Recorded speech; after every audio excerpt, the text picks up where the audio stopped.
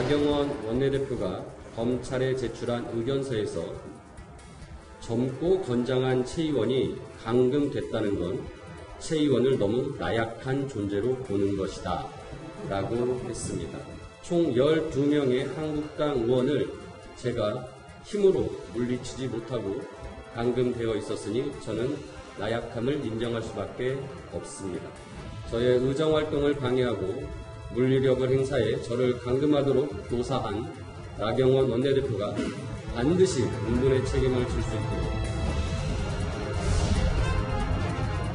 최이배 의원님 오늘 아침 회의에서 공개적으로 반발을 했던데 이에 대해서는 어떻게? 더 이상 언급하지 않겠습니다. 네, 이현종 의원님. 네.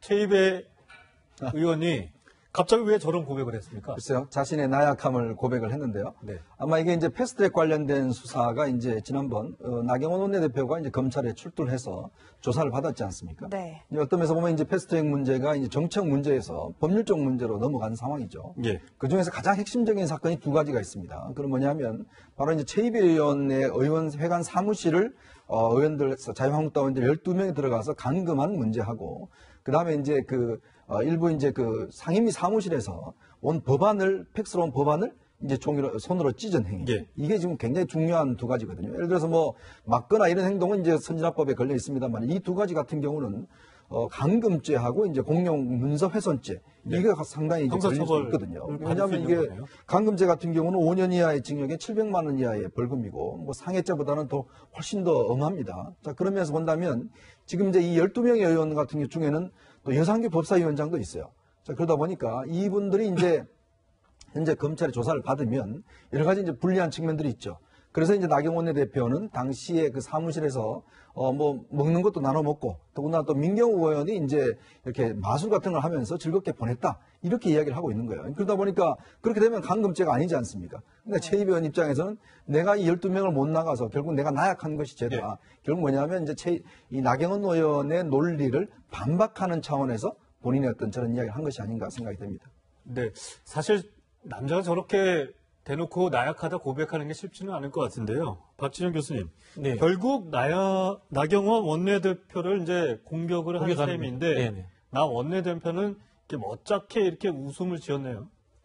뭐 자기가 사실은 할 말이 없죠. 그 당시 그 상황들을 보면은 나경원 원내대표가 지휘한 내용들이 무슨 톡을 통해서 이렇게 내용들이 있어요. 실제로 보면 나경원 원내대표 같은 경우에는 이 방호들이 오고 이 과정에서 이 여당 의원들이 오히려 끌려가는 형태, 야당 의원들이죠. 예. 끌려가는 형태의 그림을 한번 연출하고 싶었다. 이런 생각이 있었던 것 같아요. 그런데 이 상황에서 나경원 원내대표도 이것이 특수감금에 해당된다는 것들을 아마 몰랐던 것 같아요. 제가 보기에는.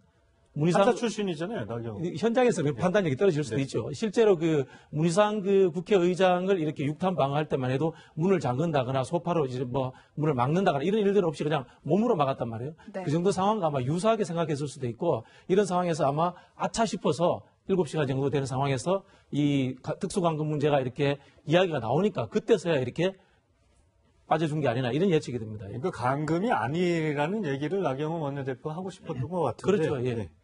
그렇습니다. 네. 지난 4월 패스트트랙 충동 당시 최이배 의원이 창문으로 고개를 내밀어 기자들하고 인터뷰를 했던 장면 다들 기억을 하실 텐데요. 그때 모습 잠시 보시죠.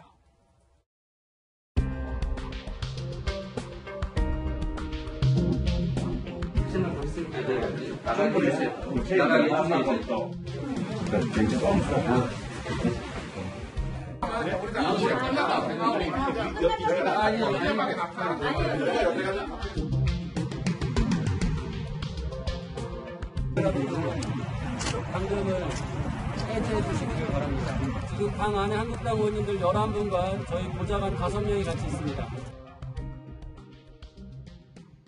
네, 영상 보셨지만 이제 뭐 당시 최 의원이 이렇게 있다가 7시간 만에 국회 방호과 직원들의 도움을 받아서 이 모습이 외신까지 보도가 그러니까요. 됐었죠, 당시에. 예. 사무실 밖으로 나왔다, 박 교수님 그렇게 보고 있는 거잖아요. 네. 그렇죠. 예.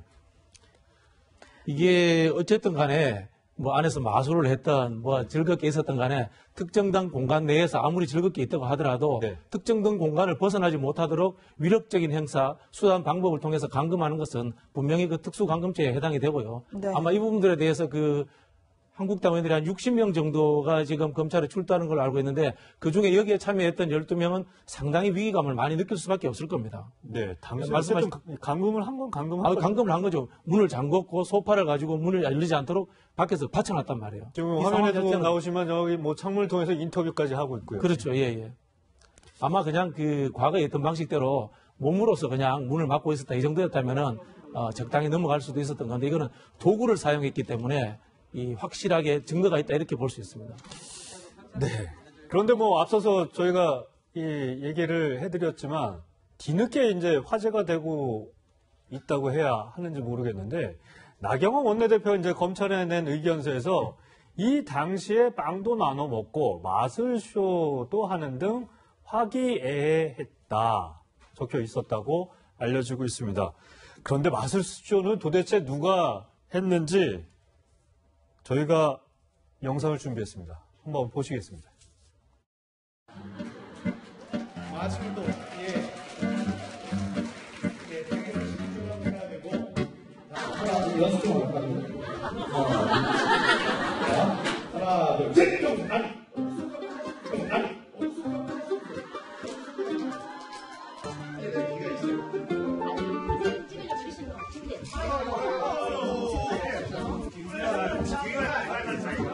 이경원이 영어 주시겠잖아. 빨리. 내가 언제 했어? 가만히 있었지.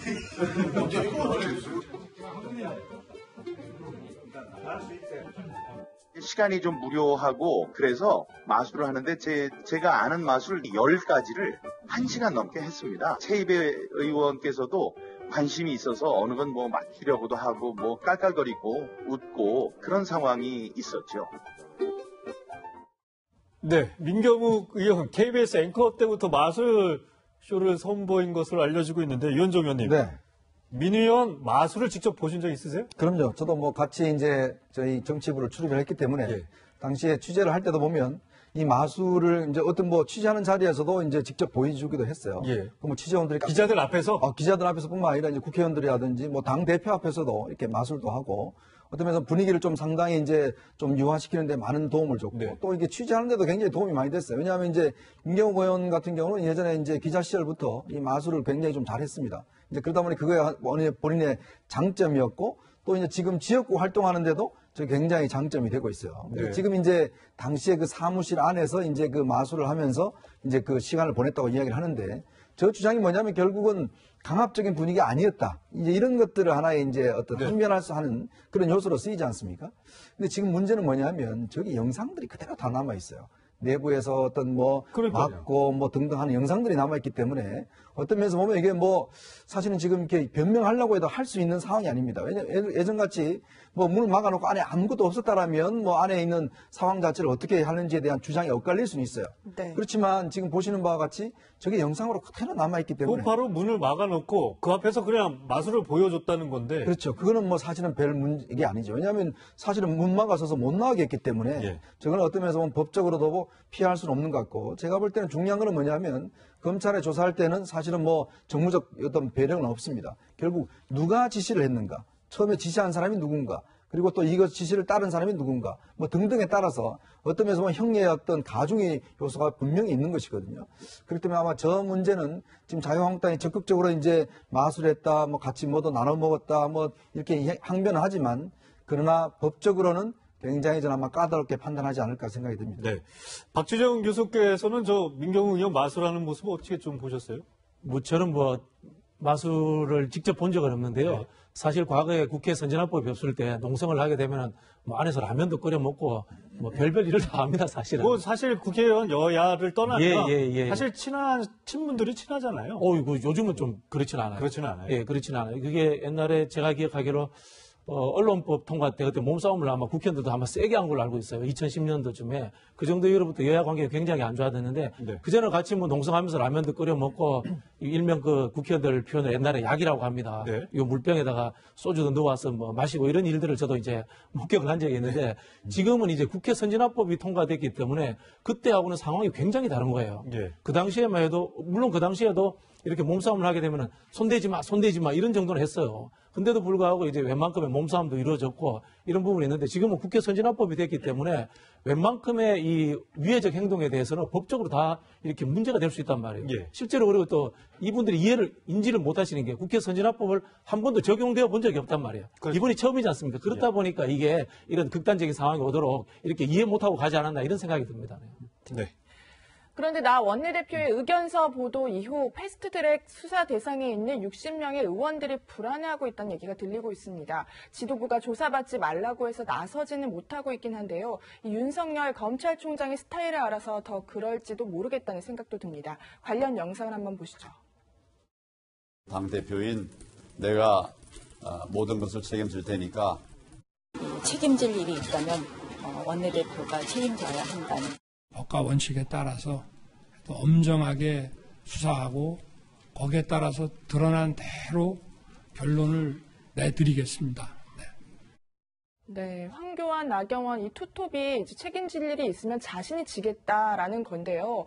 우리 법 체계상요, 이현정 의원님. 네. 남의 잘못을 대신 지기도 어려울 뿐더러요. 또 수사 대상에 오른 의원들은 사실 불안할 수밖에 없잖아요. 그렇죠. 뭐 아들의 잘못을 아버지가 책임질 수 있습니까? 그럴 수 없잖아요. 예. 그리고 또 두 분 다 어떤 면에서 보면 검사와 판사 출신입니다. 예. 법에 대해서 누구보다도 잘 아시는 분들이에요.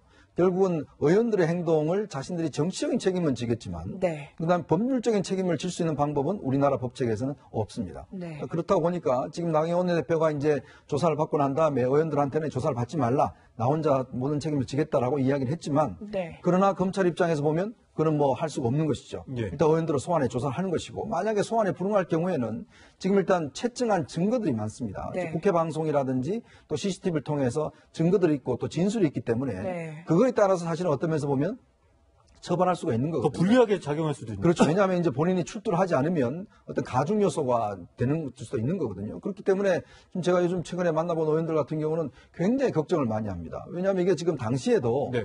이런 문제가 있어서 이런 문제를 일부 제기를 했다는 거예요. 아, 이게 지금 선진화법이 이게 예전에는 그냥 뭐 이런 일이 있을까 하고 이제 통과를 시켰는데 막상 이제 이게 닥치니까 아, 이거 지금 잘못될 수도 있다라는 의견들이 당내에서 있었고 실제로 이 현장에서 보면 일부 의원들 같은 경우는 뒤에 빠져 있는 의원들도 있었어요. 예. 근데 물론 이제 그 의원들 같은 경우는 좀 욕을 좀 먹었죠. 왜냐하면 다른 의원들 앞에 나가 싸우는데 왜 당신들 안 싸우느냐 뭐 이런 이야기가 있었지만 이게 나중에 법률적으로 문제가 되면 사실은 뒤에 있는 의원들은 면책이 될 수가 있어요. 그러나 직접 현장에 앞에 나가 있는 의원들은 이제 문제가 될 수 있는데 문제는 또 당론을 따른 의원들은 앞에 있는 의원들이잖아요. 근데 당론을 안 따르는 뒤에 있는 의원들이고 자, 그러다 보니까 당 지도부 입장에서는 그러니까 이제 최근에 나온 이야기 그겁니다. 결국은 적극적으로 참여한 의원들한테는 가산점을 주겠다는 이야기도 이제 거기서 나온 거거든요. 네. 아무리 가산점을 주더라도 이게 만약에 이제 내년 총선 이후에 어떤 판결이 내려지면 의원직이 왔다 갔다 할 수 있어요. 선진화법 이게 형량이 굉장히 높습니다. 네. 그렇게 될 경우에 의원직을 상실하면 당 지도부가 책임질 수 있겠습니까? 그렇기 때문에 아마 의원들 입장에서는 더군다나 지금 의원들뿐만 아니라 보좌관들도 많이 걸려 있어요. 그렇죠. 이 보좌관들 같은 경우도 이게 되면 공직에 취임할 수가 없습니다. 즉 보좌관 생활을 할 수가 없어요. 사실 의원들 입장에서 보면 뭐 본인은 정치니까 할 수 있지만 예. 보좌관들은 사실은 방패막도 없습니다. 생계가 달려있는 네. 문제네요. 그렇기 때문에 실제로 더 심각한 문제는 이 보좌관들하고 비서관들이에요. 네. 그래서 이 문제는 지금 이 당 지도부가 이야기한 것 같이 다 책임지겠다라는 선에서 끝날 문제는 절대 아니라는 것을 지적하고 싶습니다. 네, 박정희 교수님. 제가 궁금한 게 그렇다면 뭐 일부 수사 대상에 오른 의원들은 자진 출두하고 싶다 이런 뜻을 내비치고 있는데 왜 황교안 대표하고 나경원 원내대표는 왜 막고 있는 거예요? 말씀 하신 대로 정치적 책임이라는 것은 사실은 지금 자유한국당 규정이 기소가 되면은 당원권 정지가 돼서 출마 자체가 봉쇄됩니다만 이거는 이제 당연당규를 개정을 하면은 해결해집니다. 이런 부분에서 정치적 문제는 책임이 가능한 부분인데요. 법률적 문제에 있어서는 아까 말씀드린 것 중에 60명 중에도 저기 특별히 가담했던 12명의 의원 같은 경우에는 상당히 자기들이 위험한 상황에 처해 있다는 것을 알고 있을 것입니다. 이런 상황에서도 제가 봤을 때 나경원 대표가 출두를 하지 말라고 연기를 시킨 것은 이것을 사보임 논쟁으로 끌고 가려고 하는 의도가 있다. 저는 이렇게 생각이 듭니다. 그러니까 이 바른미래당의 사보임 자체가 국회의장이 허가를 해준 것 자체가 위법이 아니냐라고 끌고 갈 걸로 저는 뭐 예측이 되는데요. 실제로 근데 이 사보임 문제도 보면은 예전에 대법원 판례가 있었어요. 예.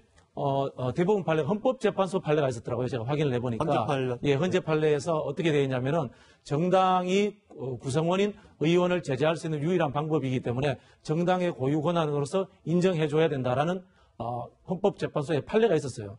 결국은 이렇게 본다면은 지금 나경원 대표가 할 수 있는 방법은 시간을 끌면서 정치적 타협 첩을 모색해 보려고 하는 그런 시도를 해보지 않을까. 뭐 이렇게 좀 짐작해 보겠습니다. 네, 위원장님 여기서 여쭤볼게요. 네.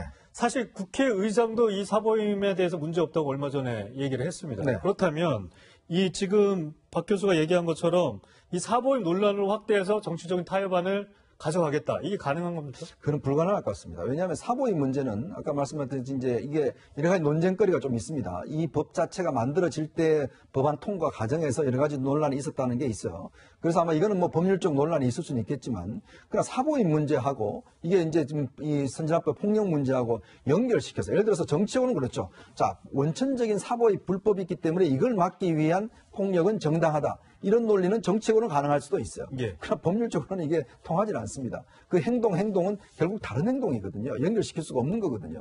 그러니까 물론 이제 어떤 판결을 받을 때 그걸 적극적으로 해명은 하겠죠. 자, 이렇게 사보임 자체가 불법적으로 이루어졌기 때문에 이걸 막기 위해서 우리가 정당한 폭력이었다라고는 이야기를 할 수 있겠지만, 뭐 감안할 수는 있겠지만, 그러나 그것이 사법적인 판단을 면제할 수 있는 건 아니거든요. 네. 그래서 지금 나경원 원내대표 입장도 곤란한 상황이에요. 그럼 뭐 한교안 대표하고 나 원내대표는 왜 막고 있는 거예요? 그러니까 뭐냐면 지금 만약에 이렇게 돼버릴 경우에 결국 의원들의 어떤 방어막이 없지 않습니까? 그리고 지금 이제 선거법 통과도 있잖아요. 네. 왜냐하면 12월 3일이 일단 지금 선거법이 본회의에 상정될 수 있는 날인데, 만약 그 전에 의원들이 만약에 이렇게 조사를 받아버리면 이게 지금 대열이 완전히 흐트러집니다. 지도부에 대한 신뢰. 그렇죠. 신뢰도 떨어지고, 그 다음에 이제 그 선거법에 대해서 적극적으로 대응을 할 수가 없어요. 그러니까 아마 제가 볼 때는 당 지도부가 12월 3일 하여튼 선거법과 그 다음에 이제 공수처법에 대해서 하여튼 이것에 대한 통과에 적극적으로 저지에 나서고, 이 이후에 어차피 어떤 면에서 보면 본인들의 거친 문제도 있기 때문에 아마 이후에 어떤 면에서 보면 이제 조사 여부를 판단하는 걸로 넘어갈 것 같은데, 그 전까지는 아마 의원들 조사는 적극적으로 막을 가능성이 있습니다. 네, 알겠습니다. 이 얘기는 여기까지 하고요. 이 시간 한랭킹 두 번째로 넘어가 보도록 하겠습니다.